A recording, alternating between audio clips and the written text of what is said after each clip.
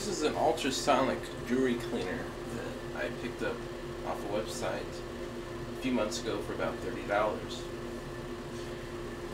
And it's a fairly cheap unit, but it was doing its job up until this point. The on and off switch has gotten faulty where you have to press down on it real hard for it to work.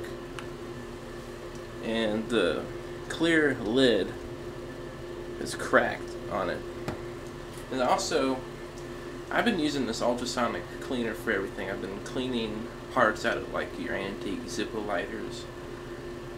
I've been using it for like small engine carburetors, jewelry, just about anything. And it works good for that, but you know, there's a lot of stuff that I like to clean, like large silver plate items and whatnot, that are just too large to fit in this. So what I'm going to try to do is to take this unit apart and get the ultrasonic transducer out of it. Now if I buy a bigger stainless steel tank, I can attach that transducer to it and have a larger ultrasonic cleaner, because a larger ultrasonic cleaner would cost around $200 for a unit that holds about 1 liter of fluid. So now I've never taken one of these apart before, so it's kind of going to be a adventure of sorts. If I look at the bottom, I see I have 4 rest pads. I'm going to have to peel these rest pads off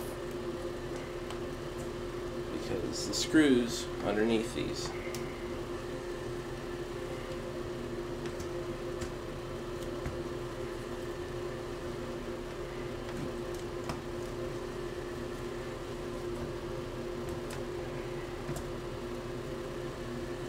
Okay. Take out the 4 Phillips screws.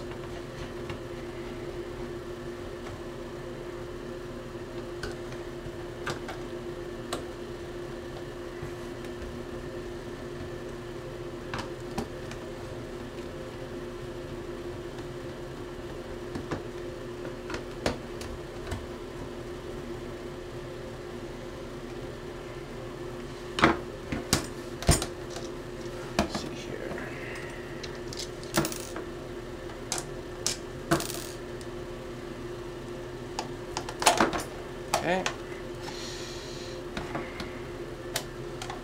Now this is separated. As you can see, I have my circuit board.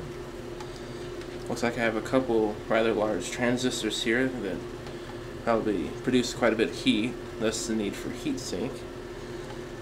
Looks like I have a high voltage transformer, a fuse, and what looks like maybe, yes, that is definitely a full wave rectifier.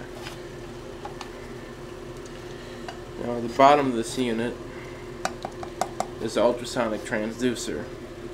What I'm going to have to do next is separate this from the stainless steel tank. And this is going to be a job because this looks like it's a real strong glue.